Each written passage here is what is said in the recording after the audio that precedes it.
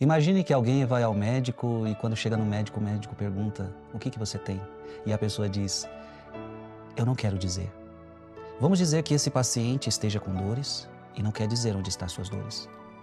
Vamos dizer que esse paciente teve uma noite difícil, que teve febre, que vomitou e teve outros sintomas, mas quando o médico pergunta, ele não quer dizer ao médico. A pergunta que eu faço para você: este paciente, este doente, ele tem chance de ser curado desta maneira? Ele não revelando as suas feridas, ele não revelando as suas doenças. Quando você vai ao médico, a sua cura começa quando você expõe para ele as suas doenças. Não é assim? Então você vai lá no médico e fala: "Médico, essa noite passei com dor de cabeça, tive febre, vomitei e tantas coisas tal." Ele vai entendendo as suas doenças, ele vai entendendo os sintomas, ele vai tentar descobrir a doença, vai fazer determinado exame. O ideal é que ele descubra a sua doença para te dar o remédio que te cura. Amado irmão, por que eu estou contando tudo isso? Porque Jesus é o médico dos médicos. E com Jesus acontece a mesma coisa.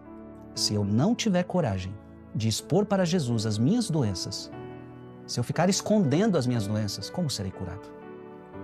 Se eu ficar escondendo os meus problemas, como que eu vou ser curado? Jesus é o médico dos médicos. E a cura começa quando eu tenho coragem de expor diante dele as minhas enfermidades, as minhas doenças.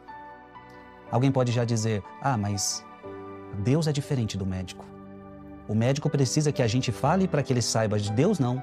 Deus já sabe o que eu estou passando, eu não preciso dizer. Deus quer que você diga.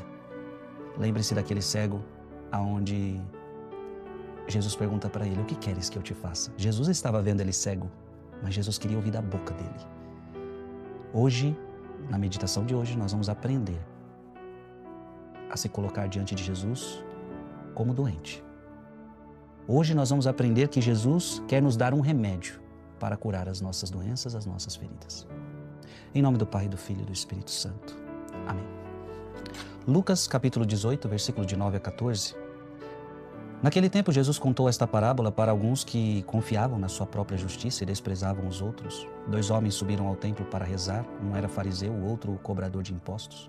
O fariseu de pé rezava assim em seu íntimo: "Ó Deus, eu te agradeço porque não sou como os outros homens, ladrões, desonestos, adúlteros, nem como este cobrador de impostos." Interessante, veja que este daqui, ele não conta as suas doenças. Veja que esse daqui é totalmente perfeito. Eu não sou ladrão, não sou desonesto, não sou adulto, não tenho nenhum pecado, não tenho nenhum problema. Eu jejuo 2 vezes por semana e dou o dízimo de toda a minha renda. O cobrador de impostos, porém, ficou à distância e nem se atrevia a levantar os olhos para o céu, mas batia no peito dizendo: "Meu Deus, tem piedade de mim que sou pecador." Este daqui expôs a sua doença. Este daqui expôs para o médico dos médicos o seu problema. Eu vos digo, este último voltou para casa justificado, o outro não. Pois quem se eleva será humilhado e quem se humilha será elevado. Palavra da salvação. Quem vai falar sobre isso é Santo Agostinho. Santo Agostinho diz assim: "Quão útil e necessário é o remédio do arrependimento." As pessoas que se lembram de que são apenas humanas entenderão isso prontamente. Está escrito: "Deus resiste aos soberbos, mas dá graça aos humildes." Não é de admirar que o cobrador de impostos tenha se afastado curado, pois não se envergonhou de mostrar onde sentia a dor. Gente, que coisa linda! De um lado, alguém que não queria expor os seus problemas, não queria expor os seus pecados. Irmão, irmã, não tem ninguém na face da terra que possa dizer que não tem nenhum pecado.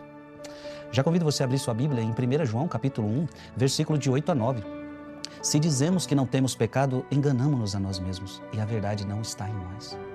Então, de um lado, nós vemos esse fariseu que está escondendo os seus pecados. E quando você esconde o seu pecado, você não consegue a cura. Tudo isso que ele fazia, e pode até ser que fazia, mas fazia com orgulho, e o seu orgulho já é um pecado, mas tinha medo de reconhecer os seus pecados. O outro não. E, portanto, o outro, um foi justificado, o outro não. Um foi curado, o outro não. Amado irmão e amada irmã, assim acontece na nossa vida. Não tenha medo de expor para Deus os seus pecados, as suas feridas. Quando você expõe para Deus o seu pecado, a sua ferida, você recebe a cura. Quão útil e necessário é o remédio do arrependimento. Você precisa tomar o remédio do arrependimento para ser curado. para ser perdoado. Olha que interessante o versículo 9. Se reconhecemos os nossos pecados, Deus aí está fiel e justo para nos perdoar os pecados e para nos purificar de toda iniquidade. Se você tem coragem de tomar o remédio do arrependimento, você é curado. Para terminar, Provérbios 28:13. Quem dissimula suas faltas não há de prosperar. Quem as confessa e as detesta, obtém misericórdia. Não tenha medo de mostrar sua ferida para Deus. Não tenha medo de mostrar o seu pecado para Jesus. E não tenha medo de tomar o remédio do arrependimento para que você seja curado. Amém. Escreve aqui nos comentários: preciso mostrar minhas feridas para Jesus. Preciso mostrar minhas feridas para Jesus. Pai, Filho e Espírito Santo. Amém. Mande esse vídeo para mais alguém.